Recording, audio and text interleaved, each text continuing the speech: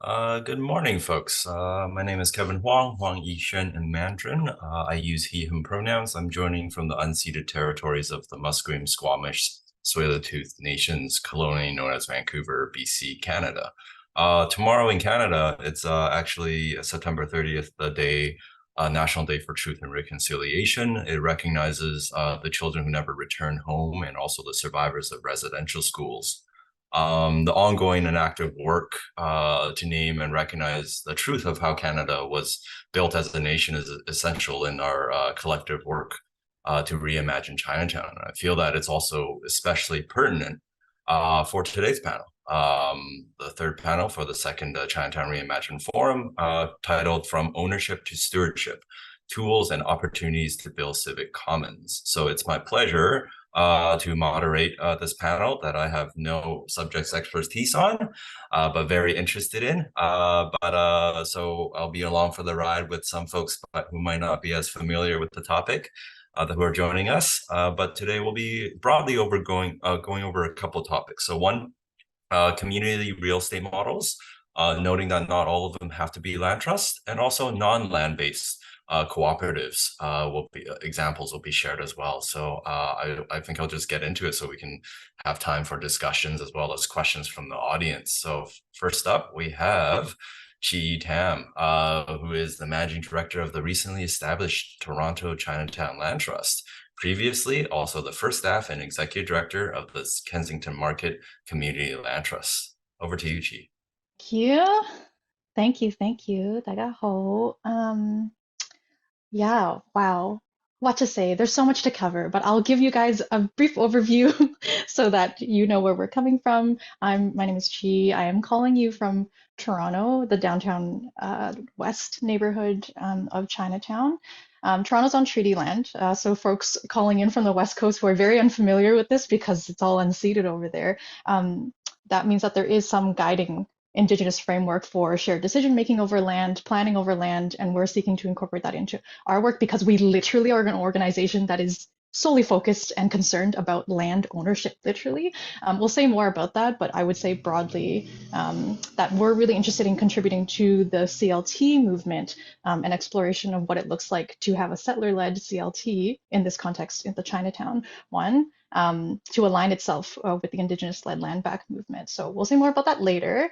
But to start, the Toronto Chinatown Land Trust, recently incorporated, was born out of many years of organizing and deep consideration by a grassroots group called Friends of Chinatown Toronto. Look them up on Instagram. So FOCT for short. FOCT was formed in 2019 specifically in response to, as you can see visually here, the rapid growth of privately owned or for-profit developments, rampant real estate speculation that was changing literally the face of Chinatown.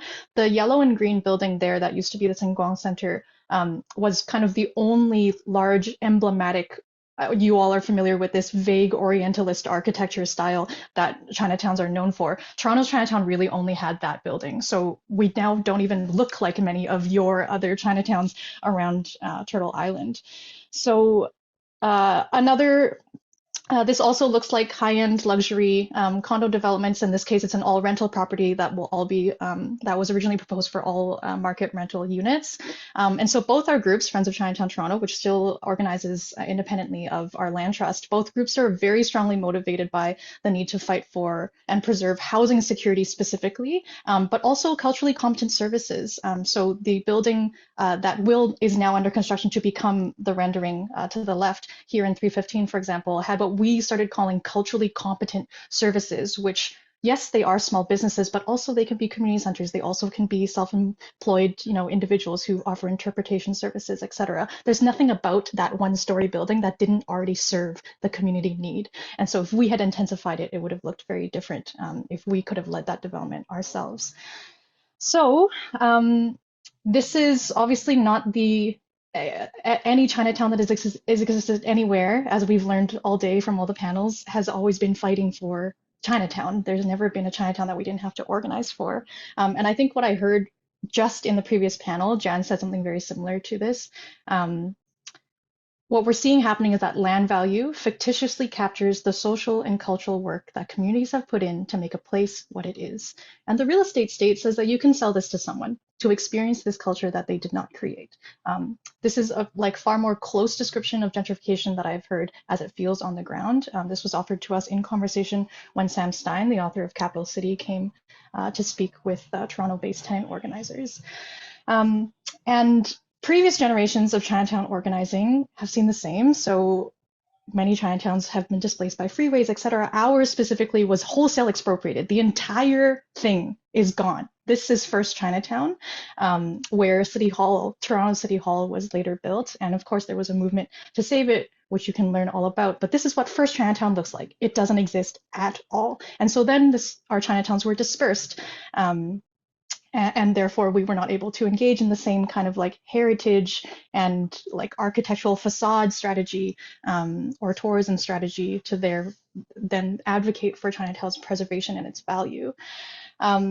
What we learned in the process, I would say, of connecting past generations of organizing here in Toronto and fighting these really high-profile battles with the private real estate sector is that you can't sustain your love for community by solely doing these reactive campaigns. It's not particularly fueling. So you do also need to cultivate a proactive building kind of energy. And that's where the curiosity for Friends of Chinatown came from in regards to the CLT as a strategy and as a tool, because you can dictate it on your own timeline that is not chaotically dictated by like the urgency culture of interest rates and financial markets, et cetera. The thing that I find really sinister, I myself was trained as a planner, is that there's nothing about real estate speculation that's organic or natural, as much as people do talk about supply and demand in that way. When you look at Toronto's Chinatown, the downtown West Chinatown specifically, we've outlined it here on this map in red. In the years of organizing and research that we've done to understand why we are facing the crisis of eviction and displacement that we're seeing now, it's quite banal, the reason. And so in the other colors, you see all of the policy overlays for the first time spatially represented. These are hidden under, right, like invisible layers of paperwork sitting in like meeting minutes from city council. What it hides is that actually policies unequally shape where development pressure goes in a city. And so Chinatown is clearly in a very conspicuous gap there. Over many years, we conducted research like this to document patterns of neighborhood change and gentrification and displacement. And we not only discovered this policy gap, but for Chinatown specifically, we also discovered land assemblies that were happening. This is to say someone's playing the game of monopoly literally by buying buildings that are next to each other and making them into one big development. And the first move that past generations have also gone to and cautioned us against is this putting your eggs in this heritage basket. Unfortunately, specifically in Toronto's planning and development context, this doesn't do a lot.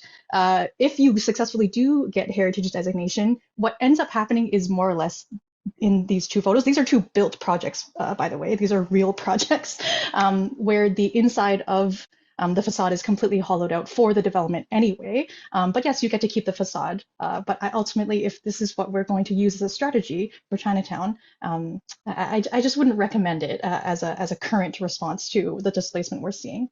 So given that that is a limited policy solution, our consensus started building around being really curious around community land trusts specifically. And if you haven't heard of it, community land trusts are essentially a nonprofit structure that takes land off of the speculative real estate market forever, permanently, like it's legally in its bylaws not allowed to remove land that goes into its holdings, and to just use it for community benefit. And you can define that community benefit as carefully as you would like. In our case, we've defined it as for the tenant and working class. And that could be housing, but it could also be gardens. It could also be a swimming pool. It could be whatever it is that your neighborhood has decided it needs.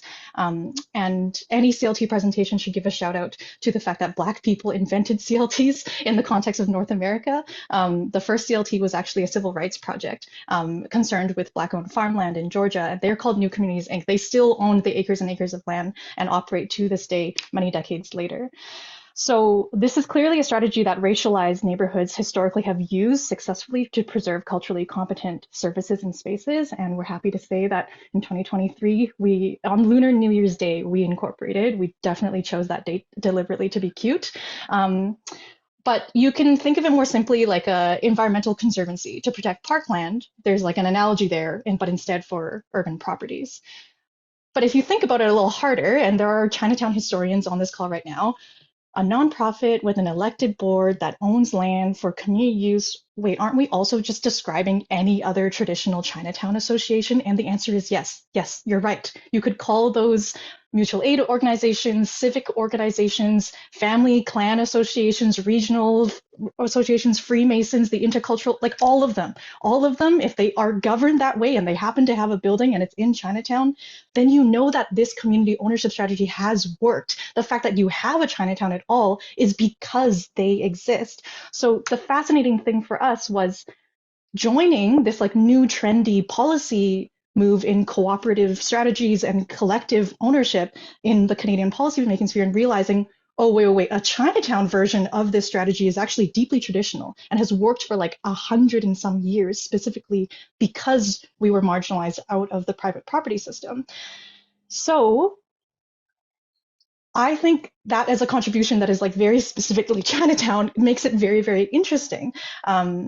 We the theory goes that there are enough fractured ownership of these individual buildings across Chinatown that makes it very difficult for someone to play that game that I was describing earlier, buying them up and assembling them into one big block, because it's so much harder to decide to sell a building when you have to convince 10 other very grumpy board members who are part of your family association, for example, then there's just more friction there. So this is truly the organic protection that has happened unintentionally, let's say. But whether or not those historical associations intended to do this, it creates like a web and a holding pattern for us for now to respond. But we have also since learned in Toronto's context that these groups are also under threat of being lost. They have aging memberships, and folks are like increasingly don't have the capacity to do the property management over these commercial and residential buildings in our neighborhood. So we debuted and in response to this and a myriad of other issues. But we recently debuted our guiding principles, which I'm really, really excited to share with you, that really just make our CLT solution quite distinctive. So the first is that we're explicitly an anti-colonial project. We operate on the knowledge that Chinatown is on stolen Indigenous land. So that looks like direct relational accountability with individuals who are Indigenous and also Indigenous groups that organize in and near Chinatown. But also, is there a fundamental contradiction there to be a settler-led land-owning organization and while trying to also see if it offers us a glimpse into moving away from the private property system, maybe towards land back? But also the interesting thing that is Chinatown specific is anti-colonial means that we want to avoid replicating very culturally specific dynamics from imperialist and colonial contexts that our individual community members are connected to elsewhere in the world. The second, which I think I need to say less about at this particular forum, is that we are Chinatown centered. But that to us means that we have multiple Chinatowns because our first Chinatown was completely displaced. So there's a starting focus on the downtown West Chinatown, but ultimately there are multiple Chinatowns across the entire greater Toronto area. The third is that we insist on being multicultural and multilingual and culturally competent. So this means it's not explicitly for one particular cultural group. Toronto's Chinatowns are extremely multi-ethnic and very, very diverse. So it's broadly for any new immigrant as we define our community that faces barriers in English and French language systems. Then we have tenants and workers first, because we did have to be very explicit about who we are trying to benefit our properties with. And lastly is to respond to this idea of who are these civic commons for? So our definition of community control is really just that we are led and stewarded by the community, following principles of mutual aid that are deeply traditional and historical to Chinatown, and to build capacity, to share knowledge, to do collective organizing. And that in and of itself also distinguishes our project from a typical CLT development organization, I think. So ultimately, this means that we root and own the assets, whether they're buildings or businesses, in our own community control, and that control is accountable to our membership. So thank you. That's a brief overview of where we're at. I can't wait to get into discussion with you all. Thank you, Chi. Wow. I really appreciate how you brought in like the Chinatown aspect, as in like the clan associations have been doing this type of work already, but it just hasn't been named as so. So I think like even in my work in Chinatown, a lot of that, like what we know and feel is already happening. We're just bringing it back in a different way and using like, official planner terms to leverage that for, I think for the betterment of Chinatowns. But I think well, moving on to the next panelist, Brian, your bio says to come, but I think hopefully somebody's found it online for you. And that was me creeping your LinkedIn last night, and it's not different from what I thought it was. Brian McBay is next, and Brian is the executive director of 221A. Hey everyone, thanks, and Chiyi, thanks for doing my presentation for me. I don't have to. No, I'm just joking. I'm also joining from the West Coast here on Musqueam, Squamish, Tsleil-Waututh territory. I've been told I have 6 minutes to give an update on this organization I work for, and then we'll have a bit of discussion. So I'll just share my screen. There we go. I want to talk mostly today about a new initiative that we're working on called the Cultural Land Trust. We are an arts and culture organization. We currently operate 9 properties here in the Vancouver area, about 115 artist studios, and then also low-income housing units for artists. So anyone who's from Toronto, we're kind of like Artscape of Vancouver, but hopefully better. We don't have any debt. And we're also started by a bunch of teenagers, including myself. So I'll speak a little bit about also my connection to Chinatown and try not to speak for half an hour. So here's my picture of me as a kid. My great-grandfather came here in 1898. His name was Charlie Lum. His son, Victor Lum, right here, my grandfather, and his brother, who's not in the picture, they started a bakery. It's called the Hong Kong Cafe from 1941 to 1993. And they could speak English and were heavily involved in the community. And so I kind of have some roots here. And for many years, I thought I was really capable of doing a lot of things. Now I realize that much of it is actually the hard work of many generations before me. And that includes my grandfather, who's involved in some desegregation work in the 1950s. There was 16 white women working in Chinatown, and he was involved in helping change bylaws that were put in place to, I guess, inhibit these women from working there. So it was an intercultural kind of alliance. And so some of that history is deep within me, it feels like. So 221A is founded in Chinatown. We were a group of students. There's about 16, 17 of us, and I was one of the co-founders. I was 18 years old. And we set up our first location here at 221 East Georgia. That became our kind of place name. And we had artist studios in the back, and then at the front we had like a small art gallery. And it was in 2011 that actually there's a benevolent association across the street, 222 East Georgia, was looking to rent a unit. And it's actually this unit where this is a historical photo, obviously, of the jean factory that was in this building.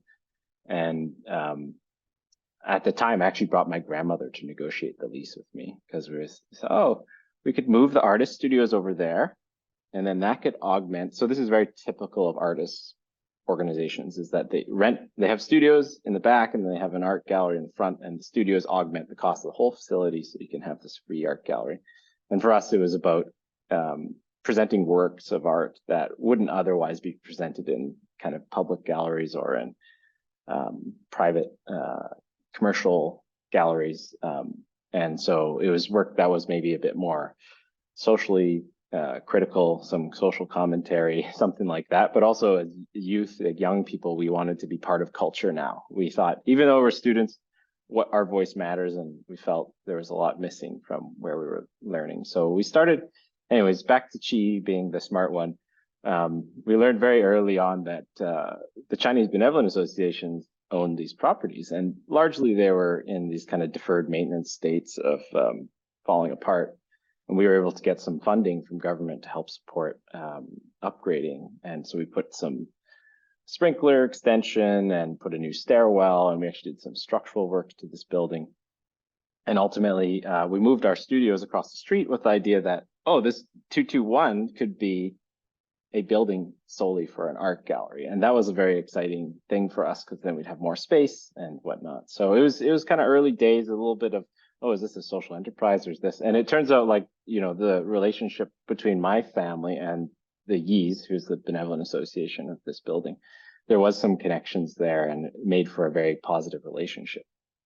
So zoom forward, like nowadays, right now I'm working on a project with the Yis, viewing the Yis almost like a land trust in the sense that they own the land. They don't want to sell the land, but they're interested in a long-term ground lease and us taking on redevelopment work. And so this is a sort of a little bit of eye candy for some potential uses within the building. And we're thinking about it up to a 9-story low-income housing project for Chinese seniors mixed with some artists, and then also some great cultural activities on the ground floor. So now the question is sort of like where we go, and 221A is I describe it like a vegetable that grew out of the crack between the sidewalk in Vancouver. It's sort of watered only in a certain way, but we are funded almost 50% by government, different levels of government, and then around 50% is self-generated revenue through rent on a cost recovery basis from these 9 properties. We asked ourselves, what's the succession model for the future of 221A? And we realized we need to get into buying properties in order to have long-term security. And also at the same time, we started to grapple with some of the contradictions Chiyi is raising about Indigenous sovereignty, but also questions around equity in the arts sector, and also some other challenging questions around how you collaborate with different people. And we found this land trust model as something that was cropping up in different places around the world. In London, the Creative Land Trust, in San Francisco, Community Arts Stabilization Trust. In Seattle, they're just starting something called the Cultural Space Agency. There's a group in London also called ACME, and it's basically a charity that owns 30 properties. And those properties, if you could imagine in 1970, buying 30 properties in Vancouver and holding on to them for the arts, I mean, it just sounds amazing, right? So we're hoping we'll be like in 2050 or 2060, somebody will look back and be like, that was smart. You were able to acquire those properties at that time. And so some of our core research from the various literature reviews we did over the last few years, and by we, I mean we have some consulting folks supporting us, was that land trusts work very well when there's in response to a low-income affordability crisis. So it's focused on low income. Secondly, that they get involved in freehold ownership. And that means they're not involved in just long-term leases or other kind of arrangements, but they have the ability to have a mortgage on the property. Let's call it that. Seed funding, that there was a number of land trusts getting started, but they didn't have the seed funding to get it moving, and those also fizzled out. And then lastly, community governance, that there was reputable community folks on the boards or other governance forums. And so those 4 kind of pillars became what we saw as, from our findings, what was necessary. And so we've been focusing on that. We've thought about the idea of a cultural land trust now, and the principles we're thinking about as having the ability to decommodify land, decouple the land from the speculative market. That's what Chiyi is talking about again. One of the other core things is being able to leverage investment. So here in Vancouver, most of our art spaces have been coming about through municipal rezonings. So a redevelopment happens. There's an argument for space to be gifted to the arts for whatever purpose related to the growth and what is needed in the neighborhood. But that is all taken on just by the municipality. There's other forms of funding from senior government and also from philanthropy that should come in so that we'd have a little bit more self-determination. So that's the other part of it is when you work with developers, ultimately you're usually a very junior partner in the big mix of things. And that means that the design of the buildings and the quality of the buildings, the community decision-making is taken away. It's really just sort of an afterthought. So you're sort of one unit within a bigger picture, somebody else's picture. Lastly is how can you, through the governance of a trust and through investment through trade assets and also through relationships with First Nations directly, take part in reconciliation and equity. And so for us, that means building funds and redistributing resources in a way that's equitable. Lastly, for any of you municipal government people or any government people here, we would be a great way for you to get feedback on your property taxes and other such things that are always a pain in the butt. And you hear your many nonprofit clients asking you about. So I think that might be it. Yes, that's it, because we've only got 6 minutes. I'm sure I was way over that. So I'll hand it back to Kevin and I look forward to the discussion. Thanks, Brian. Yeah, I think what I took from that one is students are doing everything. So, but quick moment to thank all the students helping out with interpretation and the administration of today's forum as well. And that creates a good segue to our next panelist, Laurent Levesque, who is the co-founder and CEO of Untitled, a Montreal-based not-for-profit student housing developer and provider with hundreds of units of multiple projects throughout Quebec. Over to Laurent. Thanks, Kevin. I'm going to try to follow up two such great opening acts. Obviously, as mentioned, I come from quite a different space, but actually what I'm going to say really builds on what Chiyi and Brian were just sharing. So even though I'm not specifically working on anything related to Chinatowns, I hope what I can share can be of interest to you. So Untitled is, like mentioned, we're a developer of not-for-profit student housing. Our mandate is Quebec. I think it's interesting, worth mentioning that we were also founded by students, but I was the ripe age of 23 at the beginning of our project, trying to enter the real estate market with a very clear goal of targeting a forgotten need at the time, that's over 10 years ago, of student housing. More specifically, we were concerned about, on the one side, the impact that students were having in gentrifying neighborhoods, because it's a well-documented fact that they can be at the beginning of cycles of gentrification when they start making a working-class neighborhood hip or attractive to other more wealthy investors. But we also recognize that students, as every other household, deserves an affordable place to live, and no one was building that for them, and providing more dedicated space for students to live would not only meet their needs, but also reduce the impact they had on the real estate market and kind of prevent that student-led gentrification cycle. That was in 2013. The recent news cycles have shown that we did not move fast enough, and housing crisis has exploded, and students may have been a contributing factor, but also obviously victims of this raising explosive rent cycles, because they're always coming into a harder and harder real estate market, rental market year after year. So as a nonprofit, we in Quebec, we call this a social economy business. You can call it an enterprising nonprofit. We really want to be both a developer and an operator and a permanent owner of the housing stock we develop.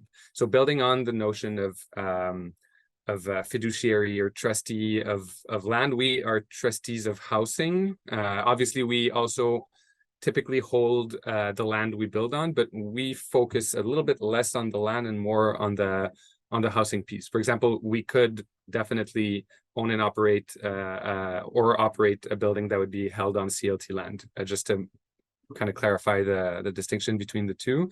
The benefit of not-for-profit ownership of housing specifically, on the one side, obviously, is that you can ensure, and this is, I think, is one of the core themes of this discussion, is that permanent affordability. The fact that you're withdrawing assets from the speculative real estate market, that you're ensuring that they're going to be withheld in a form of stewardship. So our responsibility is not only ensuring affordable housing for future generations of students 50, 100 years from now, but also that the housing stock that we transfer to those future generations is in a good condition, is well maintained, and is well managed. If any surpluses are generated through this real estate work, they are obviously, as a nonprofit, reinvested in that mission. And that's the other key element of our model. Speaking back to one of Brian's elements, is that building those assets actually does generate wealth. It's not necessarily through surpluses, because obviously we price our rents at cost recovery as low as possible, although you do have to have some buffer.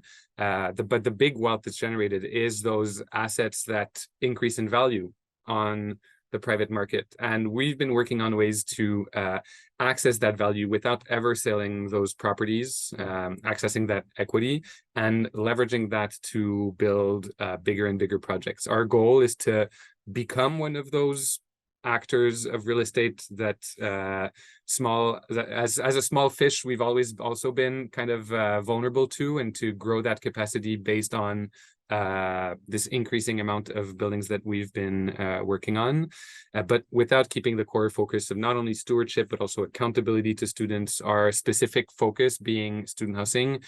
We have a board that's composed of student union representatives, for example, who represent poorly housed students and drive us in our mission to increase our impact and increase the amounts of units we can deliver. Right now, we're active in 3 cities in Quebec. Our main office is located in Montreal, which is, by the way, traditional Kanien'kehá:ka territory. But we're also expanding to other cities as we build our capacity. This started as a group of students in 2013, but now we have over 30 staff working to expand this. I brought on just a few pictures because these buildings are my babies and I love them all equally. So this is, for example, our first project in Montreal called the Woodnote. It's 90 units, open in 2020. From that stepping stone, we built 120 apartments also in Montreal in 2022. This fall, we finished construction on a over 200 unit project in Quebec City. And we have another project under construction that's 180 units in Trois-Rivières, a smaller student city. And so that's about 600 units built or under construction. And with that ball rolling and with the increased capacity we've been developing the last few years, we now have over 1,500 units in development in about half a dozen cities. So we're really trying to grow quickly to meet that unmet student housing need. We partner with local groups in all of these projects to make sure that they also fit local needs and preoccupations. And now my focus is really expanding that model to more properties. And we are, with that increased capacity, we're also becoming more intentional. Because we have more resources, we can be more intentional in the land we secure, for example, for projects. Instead of just finding whatever we can get our hands on, we're building that capacity to have more of a territorial impact since we started. And this is, I think, trying to build back into that Chinatown conversation. We started with a very sectoral focus. Oh, this is an unmet demand for a specific population. But now we're bringing that back into a territorial focus, which I think are both very important sides of the non-commercial real estate coin. So that's it for me for now. Looking forward to share with these very interesting people. Great, Laurent. Thank you for that. I like the cooperative element in Quebec. It's a very strong backbone in Quebec that we often don't recognize in Canada. I just want to recognize that we do have a panelist who couldn't join us, Lydia Lowe. She's the executive director of the Chinatown Land Trust out of Boston, Chinatown. Maybe we can drop her bio for folks that want to look up the good work over out in Boston for folks. Thank you. But I guess we'll start with questions that we've formulated for our panelists. So maybe we can do popcorn style, whoever wants to jump in with the first one. So what is your strategy and tool as a nonprofit in the real estate world trying to operate with an anti-gentrification and anti-displacement perspective? Fighting the good fight, I guess. Anybody want to take a crack? Oh, I totally misunderstood this and thought that that was a prompt to shape the presentation content. The strategy is collective ownership, whether it's cooperative or a land trust space. Like, that's the only thing that we're contributing that is meaningfully different in the way we are governing our development proposals from any other developer who would like to speculate on and capturing the land value difference between what the market will bear. versus what the community actually needs to use the land for. And anti-gentrification, and more precisely now we're using the term anti-displacement, like we're learning, is only possible if you have the ultimate control. But then even then, it's so fascinating because, again, in the 60s, not that long ago, Toronto's Chinatown, it's not like the associations didn't own their buildings in First Chinatown, but the state is able to expropriate buildings that even you own. So even that is tenuous, and so it's interesting to reflect, like in the context for what lesson is there for collective ownership projects that are interested in community-led development projects to steward place, when the state is willing to, on a pretty anti-Asian racism basis, use their expropriation powers in one way, and not today use the same expropriation powers to build us affordable housing writ large. Like it's amazing. So that's the additional comment I will make.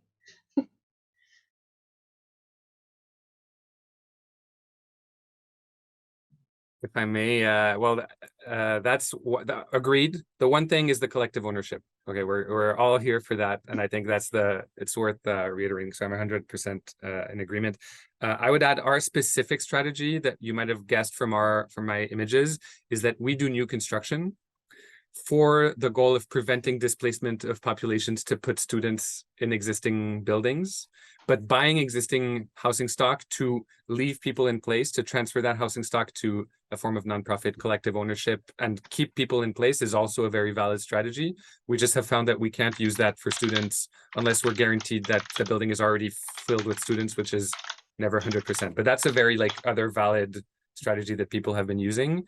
I will add that we have another strategy that we're trying to experiment with right now, which is using that power of the state that Chiyi was referencing to try to fight speculation. Obviously, this works with very variable results at all orders of scale and locale. But for example, we've worked with municipal regulators more specifically who opposed for-profit developments on specific lots. That's the very important part, is the opposition to that speculative real estate development for different reasons in different areas. For example, areas that had significant public opposition or citizen opposition to condo developments. Well, you can see some maybe rare, courageous local politicians dampening that development possibility. And when that message is clear and that land is kind of hard to develop for a for-profit developer, then it becomes easier for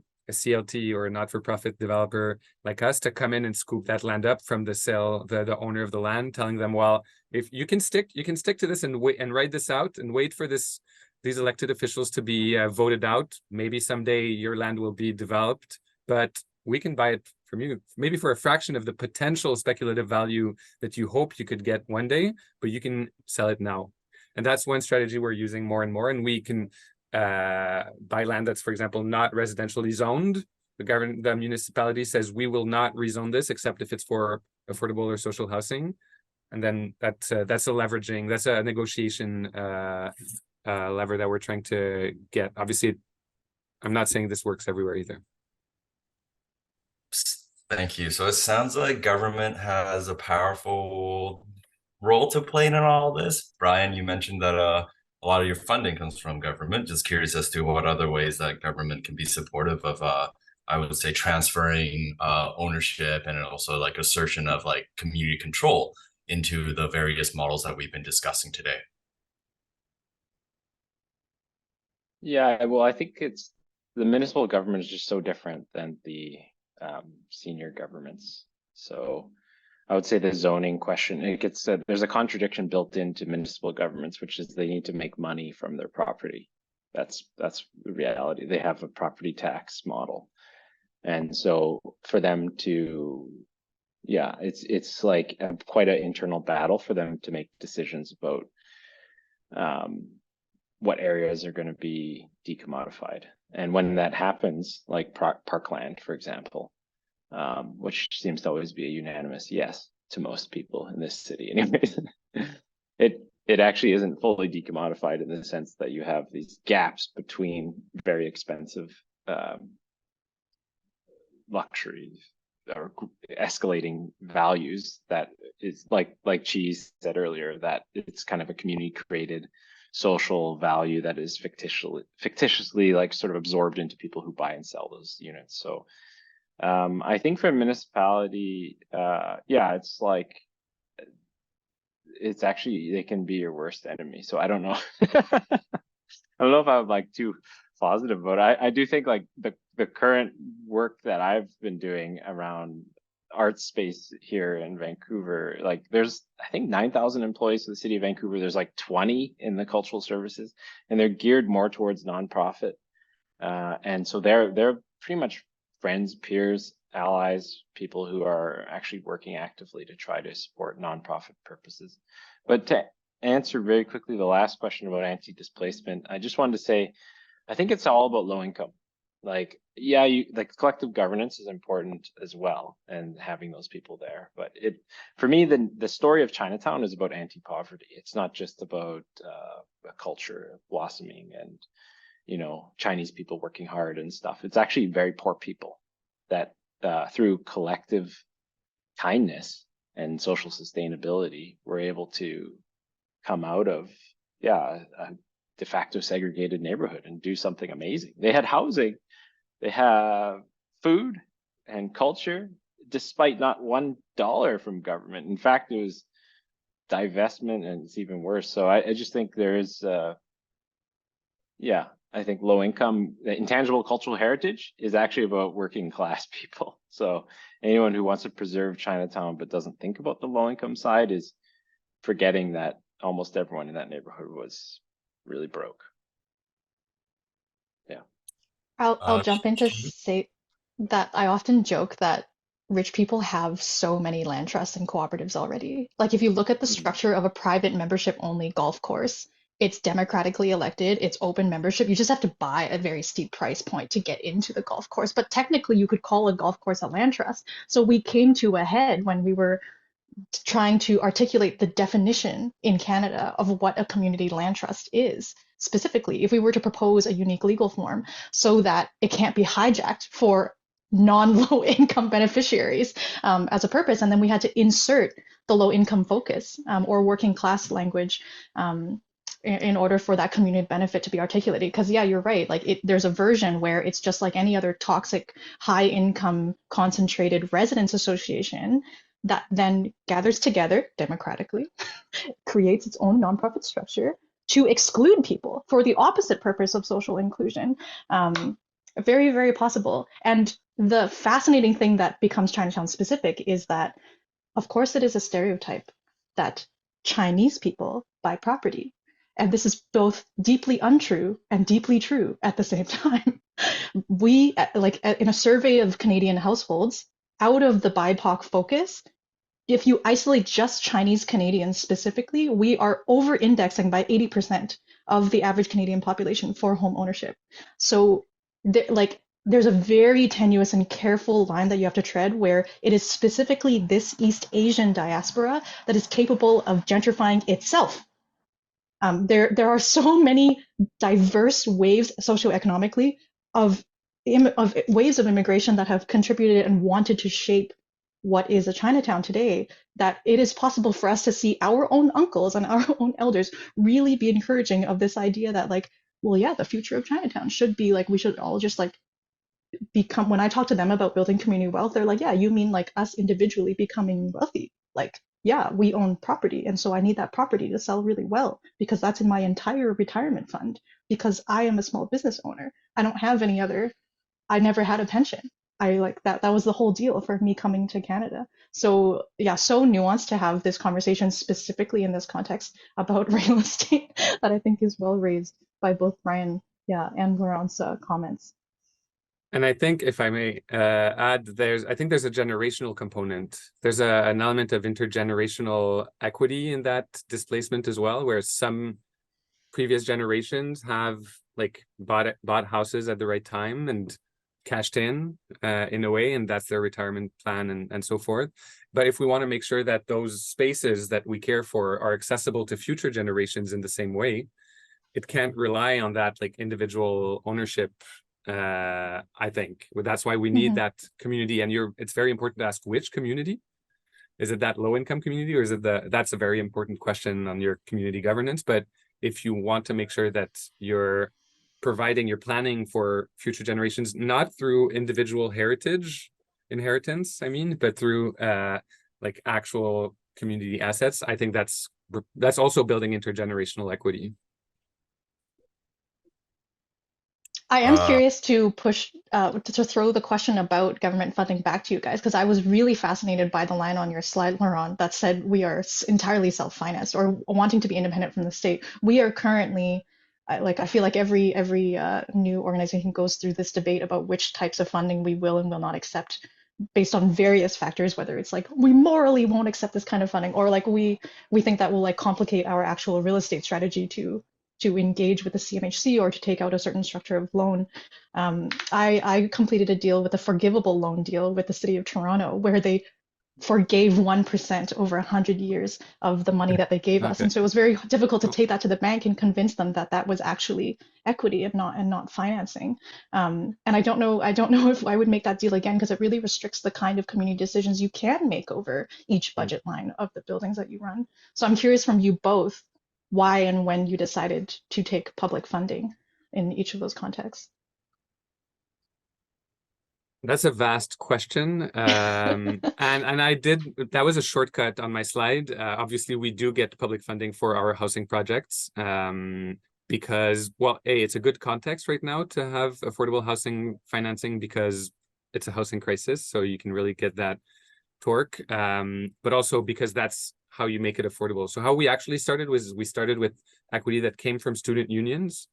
We've raised over 6 million from student societies as donations to build our rotating equity to take land off the market and develop our projects. So that's like the buy in for students piece is actually translates into money, but we use those dollars to buy land and then to get public funding, but only as a one-shot grant to build a property. And then for operations, we're entirely self-funded, which I think is important to have that operational independence from the state.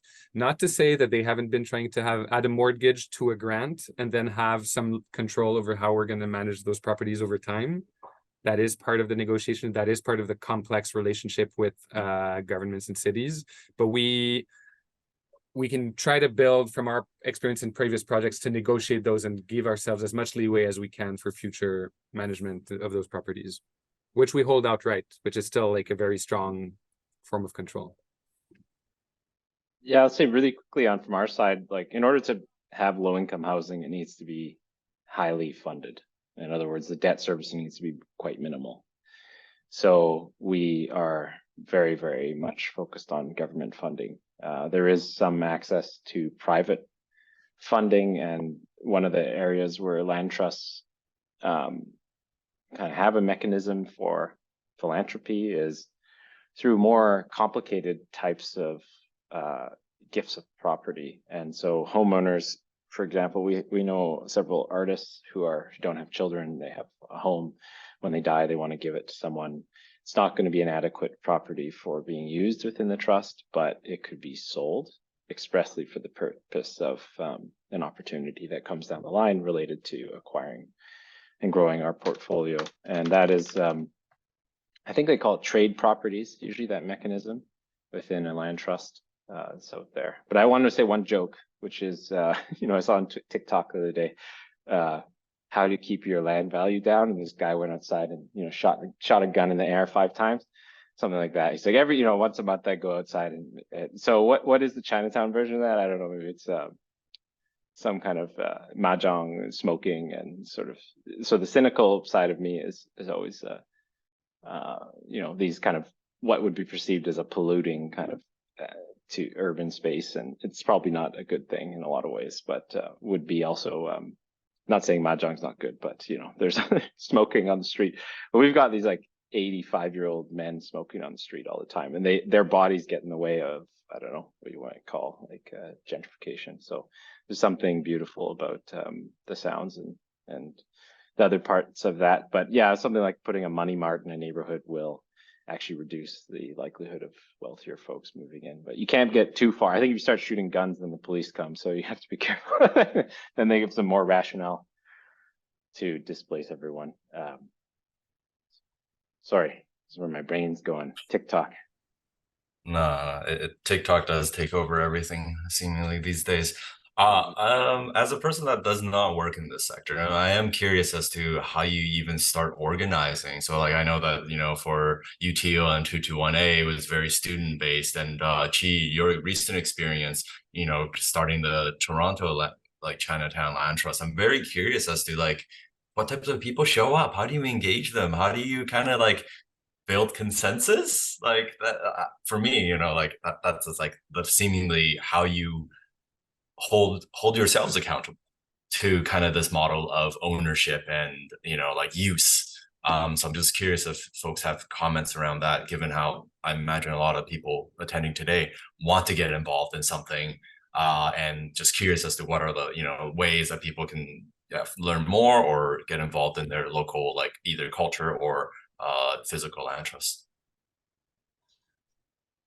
I will say one thing I've observed, which is like Winnie Fong, you heard from earlier from Los Angeles, CLT, still on the call, I think, and Lydia, who isn't with us, from Boston, who shared so much of her knowledge for Winnie and I to be able to run our versions of a Toronto Chinatown Land Trust. There's this like similar story of it evolving from some other broader progressive, culturally specific organizing body. So with the Los Angeles Land Trust, you heard from that it's originated with CCED's advocacy efforts, and then in Lydia's case, like the Progressive Chinese Association for many, many years. And Lydia, I think, was like physically present. She told me this story once casually, where she was like physically present at the famous I-Hotel fight on the West Coast as well, the anti-evictions demonstration. And I think like our history with Friends of Chinatown Toronto is obviously born from that. And the thing that CCED and Friends of Chinatown have in common is like they're both part of this coast to coast Chinatowns Against Displacement network that like has like a, I don't know if this has ever been named publicly, but my personal observations are that it is younger, Instagram based, very leveraging of memes for political organizing. And this is like where a lot of the initial organizing capacity and energy comes from. And we were lucky with Friends of Chinatown that so many of the initial organizers were like, I came and joined that group much later, but I learned that a lot of them were very successful in their own right Canadian visual artists, which I've come to learn means that you are a very competent project manager in order to have a successful visual art practice that is like commercially viable and sustains you. And that is directly analogous to community organizing and capacity. So they were like, okay, we know nothing about real estate. We're going to call a bunch of researchers. We're going to call people and like get them to teach us how to do it. And then that's how I connected with them from through planning. But since then, it's really opened up. Since then, they're like, okay, who's missing from the table? And you have people from such different relationships to Chinatown getting in touch with our email. We recently got a 4-page spread on Ming Pao Canada, which was amazing. And the most truly random emails came in the next day to our inbox where they were like, when I was 14, I'm 80 now, and I want you to call me tomorrow so I can tell you about what Dundas Street looked like when I was 14. And I would like you to tell me more about what a community land trust is. So really, like the full gamut of anybody that has ever had a relationship to the actual land.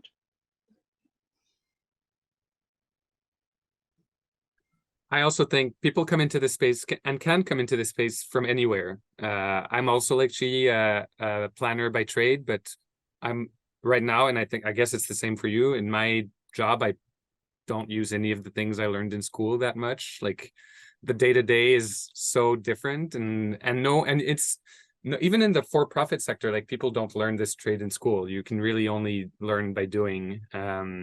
And that's where I think the key element, which you also highlighted, is the seed funding. You need to be able to have the time to make this work, because it's also time intensive. It's expertise intensive. You need to have people with like lots of different visions and complementary approaches. I think it's best done as a team, but I'm sure some people can do a lot. But we were always a team, and I could have never done this by myself. But to be able to maintain that team and to do the whole work it takes to get these projects off the ground, it takes years, and you need to be able to pay your staff. And you need to be able to dedicate that time and to find ways for that that wage budget to come from somewhere, whether it be from grants or from your commercial self-funded activity. And I would take this to the next step now, because we're at the point where we do have like good funding sources and good capacity at Utile. And now we're very happy to be able to be hiring people from the for-profit sector. Now the people that are coming on to my team, a lot of them worked to build condos before. So we can now get that expertise out of the for-profit sector and into the community sector by having that capacity. And instead of working on condos now, they work on affordable housing. And that's one of the things that I think is really like, takes many years to build up to that, and many grant applications to be able to build up to that. But I think it's part of our impact now.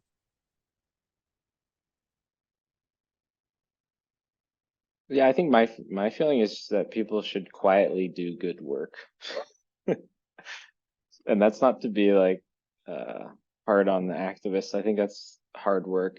But there's a lot of division in the community, particularly right now. And that's its own hill to die on, which is fine. That can be your focus. But if you want to get into yeah, these types of projects, it takes a lot of focus, so you kind of have to check out of things, which is a little sad. I think the collective side of it is important, like having joy and celebration in the community.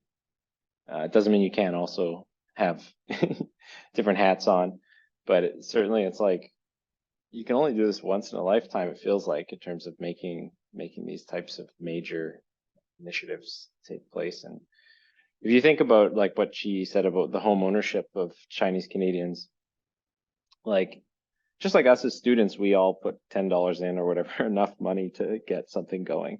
If there was enough people in the Chinese Canadian community, like if you yourself, one of the folks in this room, happens to be at that point in your life where you're saying, well, I do have an asset, I do have, you know, and my children are okay, and, you know, what can I do with my neighbor to try to contribute reciprocally to our communities out there and to people who experienced racism and poverty like our families once did. So how can we kind of expand out that kind of sense of kindness that's given to us from the past? And so I'm very altruistic about it, but I think reciprocity is that word maybe would be the one. The health of your community, the health of yourself, the health of others, it has to be kind of balanced as you go. Rather than what I see, which is almost a level of martyrdom of sacrificing your own well-being, and maybe even in a moral kind of puritanical way next to your peers, and sort of judging each other based on who can sacrifice more, and in that process creating a kind of perception of doing good. But a lot of goodness comes from not much getting veneration or doing that much. So that's what I meant by quietly doing good and not getting kind of sucked into the vortex of different reputations and stuff like that. And, you know, I think there will be, of course, enemies if you do good work, but those enemies, you'll always have to find a way to work with them in another sense. So. Speaking of enemies, just curious, no, not enemies. We do have to engage with the private real estate sector. Curious as to if there's success stories or current challenges folks are kind of encountering around just like engaging with that private sector. You know, maybe talking to that uncle, like she's saying, you know, like, how do you want to sell it to us, like for cheaper than market rate? Like, I'm curious as to that conversation, because it is ultimately about, you know, unfortunately, that land title. How do you make that transfer happen to this model?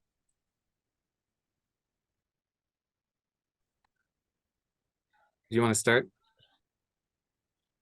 Yeah, I feel there needs to be like categories. There needs to be like a nuanced spread of, there's so many varieties of private ownership or private privately owned development proposals, and there's such a spectrum. It's such a spectrum from like a group that is what we call a REIT, a real estate investment trust, that is a heavily financialized financial product that where it's faceless, it's nebulous, it's global, and it's buying and selling and evicting people en masse around the world, which is impacting Chinatown. And then like on the heavy everything in between until the other end of the spectrum, which is like your aunt who owns one unit as part of a condo somewhere downtown near Chinatown. And is currently not a landlord. Like the spectrum of private ownership and engagement strategies from a collective ownership perspective is so different. So I guess I'll just start with that, but I'm curious what you have to say, Laurent. Well, aside from poaching their staff and trying to buy land that they can't develop, like I said earlier, I think getting people to sell is really an art form, not as artistic as what Brian you've been doing, but it's a skill, and it's relationship building, like someone said in the comments. It's also trust. I work with other nonprofit housing providers around here who are mostly focused on purchasing existing housing stock from private owners, and sometimes, not every time, but sometimes just telling those landlords that there's going to be a continuity to the people that they house, that they're not going to be reno-evicted but after they sell, that the buildings they work their whole life to maintain as small landlords or medium-sized landlords. Sometimes that's what convinces them to sell to a community initiative. But sometimes people are very purely profit-minded, and then you have to find a way to speak their language as well. And one thing that we've found that has become possible in the last year, and might be possible for a few more years, is that now we're seeing those like profit-driven, speculative, even sophisticated condo developers unable to break ground on their projects because the interest rates are high and income is low and inflation. And this is a unique opportunity that we haven't seen in the last 10 years, and maybe earlier, but I wasn't in the space. I was still a student, to buy their projects. And this is something we've done twice already at Utile. We bought for-profit real estate projects and we converted them to our model and to affordable housing. And that's also a bit of trust building, because they either want you to pay outright the purchase of their project, or to convince them that you're going to get access to financing that they can't access. But we've pulled that off a couple of times, and that vastly increases the land we can buy, because a lot of the land that someone wanted to sell, someone already bought. A lot of land is being held by those speculators, those developers, and it's really harder to wrestle it out of their hands. It is harder to wrestle it out of their hands than it is from an uncle, an aunt, or an SMB landlord that isn't in that like real estate development field. But now I think it's possible to talk to them and to find common ground to re-collectivize those lands, and sometimes even just buy their architectural plans, and we make the apartments a little bit bigger, the rents much lower, and then get them to break ground. That's so fascinating. Well, I mean, we do have a focus on acquiring properties first. The number we cite is we're losing 11 affordable units for every one new affordable unit that is able to be built or negotiated for from a private development. And so we know that we have a really high concentration of rooming houses in Vancouver. I think they're called SROs, or basically an instance where you have a room, but you have a shared kitchen or a shared bathroom. And we are currently engaged with multiple associations that are exactly in the situation that Parker is saying in the chat, where they have an aging capacity to be collective landlords in the first place, but don't want the property to go to someone who has no community intention for the use of the building thereafter. But it's been really fascinating what exactly they're proposing that transfer to look like, because all of us are so unfamiliar with real estate law broadly out there. They're like, wait, so if I sell it to you for market, then our association can then use the money you give us to then like found a scholarship, right? And then we'll have like total control over that scholarship. And then I'm like, but if you sell it to me for market price, I can't use your building for nonprofit purposes. I will then have to take out a mortgage that will force me to charge market rents to use your building, and you've already paid off the mortgage on your building. So let's talk about not market price if possible. There's some other arrangements that are really interesting that I think if you in the audience are out there connected to specific properties that you know of that have this kind of history, some are proposing that they have a board seat on our CLT, for example, or on the committee that governs the use of that building in the future, which I think is a reasonable ask and is like a fair partnership negotiation you could go into. I think another thing you could explore is whether you would want to create your own nonprofit or conservancy for that specific building if it is so important to you, if you have the capacity for it.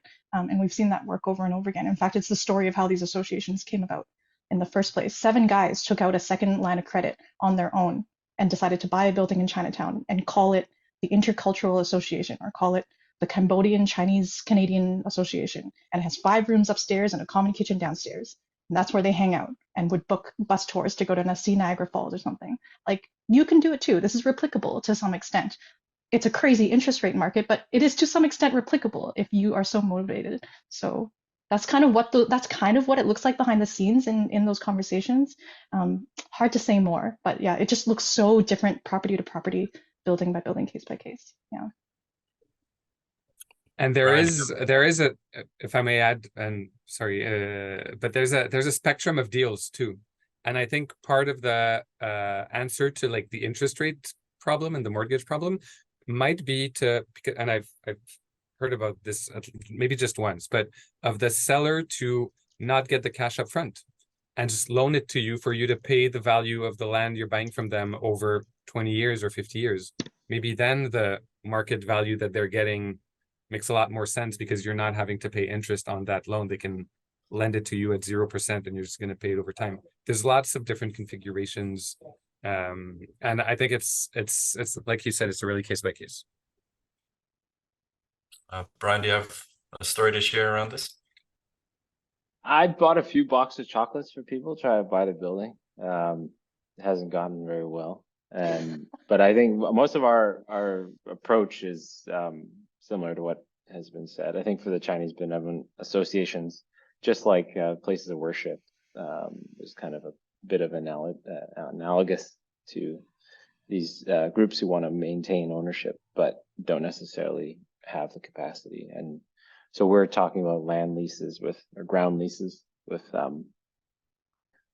some of the benevolent associations. So 99 years or 60 years, and then redevelop, and then they get the building back after 60 years, and also building them into the governance structure, like you're saying, Chiyi. So, but yeah, I think for us anyways, private is about more like, there's a lot of private ownership that's not in the game of real estate, if you will call it that. So people who just need their home to live and they're single, that's it. That's what, and when they die or when they want to pass that on, it's right now, nobody knows where it's going. So for us, it's a question of making an investment vehicle, a charitable kind of trust for those potential gifts. And yeah, the other side of it is really, it's about private development, which is that's what happens here. It's all about private development. So new buildings get redeveloped, and then through rezoning processes, community might receive some benefits. And that has been more heavily regulated nowadays. So there's less kind of deal making. It's more like there's a list already that city has, and then they kind of, you go down the list and say, well, it's too narrow of a building for childcare. Let's give it to the arts or whatever. But yeah, so I don't really have too much to say about private, but I think like there's a false perception that nonprofit is that different than private ownership. I think there's people in the game, like the REIT, real estate investment trust being the most kind of anonymous sort of money making, like extractive models. And so sometimes we do ourselves a disservice demonizing like personalities within that system. I think sometimes it's beneficial to be like sort of exaggerate about these things because it's, you know, fun and interesting. But yeah, it like similar to some of the comments in the chat, like I do romanticize state paternalism and having just like 50 towers of low-income housing. So I'm not like one of those people who are scared of that. But that's because if you go to Asia, you come back here, they think it's going to ghettoize a neighborhood by putting one tower in. But over there, they have beautiful wet markets that are like better than Whole Foods. So there you go. And jobs. That's what we also need. In the final few moments here, just curious as to if panelists want to wrap up with I don't know, words of encouragement for folks that kind of want to think about Chinatown and ownership and land. That's the best I could try and prompt you folks for a cheerful end to the day. Well, I'll say if students could do it, you can do it too. That's it. Thanks for hosting, Kevin. Well, no, Laura, I think that's actually opening up a whole can of worms, because I think the story people should take away is like we are living in a real estate induced housing crisis. There's an affordability crisis. It's so hard for people of this generation to imagine being able to buy property, either individually or even with their friends or even with their family's assistance. But it has been done before, and the amnesia in Canada specifically is somehow that only the private sector builds housing or affordable cultural spaces to operate in. But the fact is that, like the building that I showed, Labor Lyceums, a union hall, a Jewish union temple hall, is a collective association of people who decided to build that building and develop it for their community purpose. Women's associations have done this. Faith organizations all over the country. So like you can do it together, what you cannot do alone. It is like the big takeaway, and there's precedent for it. And so this generation can make its own unique spin and attempt on it. I do want to invite May's comment from the chat to talk about like how this relates to the abolition of private property, because I think there is like a tendency to over romanticize cooperative solutions, to over romanticize like this as like the ultimate way that we as citizens ourselves will be able to do things for our own communities without waiting around for the government to do something, or waiting around for the private sector to give us a crumb that we negotiated for and wasted all this time negotiating with them for through those community benefit structures that Brian was just talking about. And yes, that those all things are deeply true, but at the same time, like it's dangerous to lose sight of the world beyond this, the world beyond where we needed to have invented a cooperative or CLT solution to do this survival work in the first place.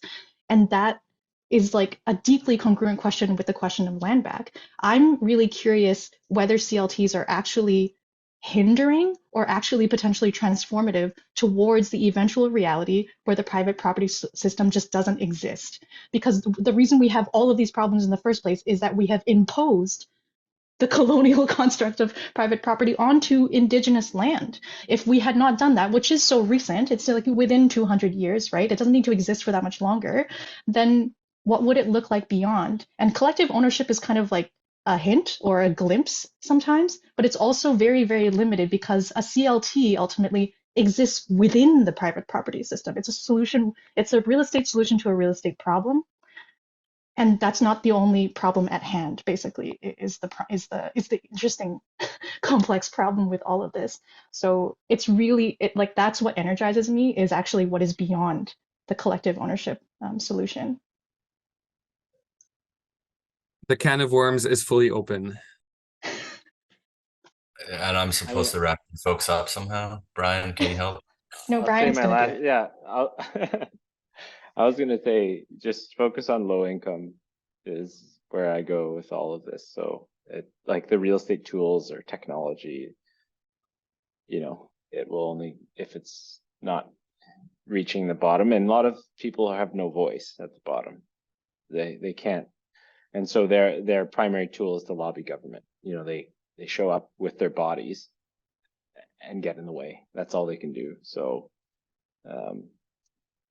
whereas if you have some wealth and you can create some collective project, you can iteratively work on it until you get somewhere and you have a say at the table, and you have to build in those collective governance. But I feel like there's a layer above private property that might not be understood. Like police, for example, they have access to, they have non-possessory control over all land, really. They can access anyone's land without actually having, so there's a layer above private property, and Indigenous sovereignty to me is not like, its sovereignty is different than just property. So I just wanted to say that there's a parchment, there's something above that, and it's at this, I don't know, the crown or whatever you want to call it. And sometimes the province treats First Nations, or the federal government treats First Nations like their municipality or some kind of territory of the province. I think there's a lot more to be said above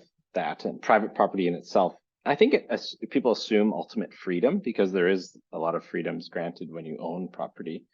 But it's actually, you're still within other structures out there that we can create little sleeper cells within our own organizations that can all open up at the right moment to abolish the system. So I don't know. That's a good end, maybe? I don't. No, No, I think Brian has accidentally hit on.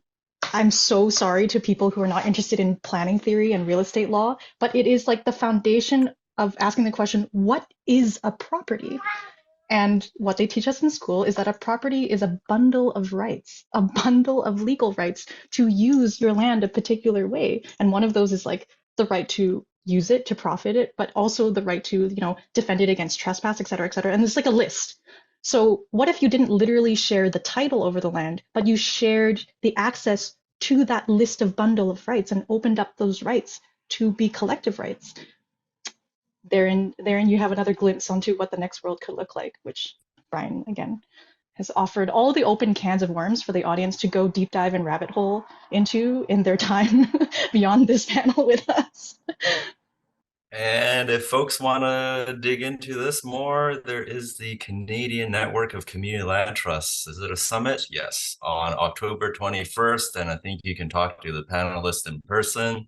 But in the meantime, if you want to learn more, please check out the panelist organizations UTIL, Toronto Chinatown Land Trust, and 221A for their great work. And also Lydia, who wasn't able to join us, over at the Boston Chinatown Community Land Trust as well. I have the tough job of wrapping up this, closing the multiple cans of worms. But thank you, Laurent, Chiyi, and Brian for this conversation. I've learned a lot. So I'm more in the theory space as I go into West Coast lunch. So thank you for that. And I think there are announcements by Jeff Foundation folks to close out the day. Yes, thank you, everybody. Thank you so much, Kevin, Chiyi, Laurent, and Brian. So it's been really, really fascinating to hear all of the pop-ups, all of the panels 2 and 1 as well. In the morning, we're continuing tomorrow at the same time, 10 a.m. Eastern, with the panel 4, and I believe 12 noon, if I'm not mistaken. Yes, 12 noon for the panel 5. But today, we do have activities in person for those in Montreal as well. Starting with a couple tours that we're offering on site, and then at 7:30 the official launch of the Chinatown House space that we're currently occupying. So come up and check out the pop-up exhibitions curated by Lanyi. Tomorrow we'll also be having a community scanning exercise. So if you have CR certificates lying around, you can come and get them scanned for the Chinese Canadian Museum paper trail project. We also have Things Plus Time. We'll be running a community archiving 3D standing station. So if you have an object that's dear to you, that's significant to you, that's part of that intangible cultural heritage for your family or for your person, you can come and bring it down and get it scanned in 3 dimensions. So that'll be running tonight as well. Fait que merci tout le monde. Je vais faire ça en français maintenant. Merci. Okay. Sorry, I'm on the wrong channel here. Merci tout le monde. Je vais faire ça en français. Fait que les panels ont été extrêmement intéressants. Je souhaite à tous et toutes de venir demain 10 h pour le panel 4, à midi pour le panel 5. On a également ce soir, cet après-midi, des visites d'idées qui sont malheureusement complètes. Mais plus tard, l'inauguration d'un espace qu'on va lancer, la maison du quartier chinois, avec des expositions éphémères menées par le commissaire Lanier. On a également des activités de scannage et d'archivage communautaire, une activité qui tourne autour des certificats de taxe d'entrée en lien avec l'exposition Paper Trail du musée canadien-chinois basé à Vancouver, et un autre qui est un exercice de scannage en 3 dimensions communautaire mené par Things Plus Time, qui va avoir lieu aussi au même endroit, en même temps. Donc, si vous avez un objet qui est significatif pour vous, qui fait partie de cet héritage culturel intangible, de l'amener et vous allez pouvoir le scanner en 3 dimensions. Exactement. Donc, l'adresse, encore une fois, 10 1088 rue Clark, 2e étage. The address, once again, 1088 Clark Street, 2nd floor. The event is sold out, but there is a chance that you could still get in. So please present yourselves and we'll try and register you on the spot. I believe that's it.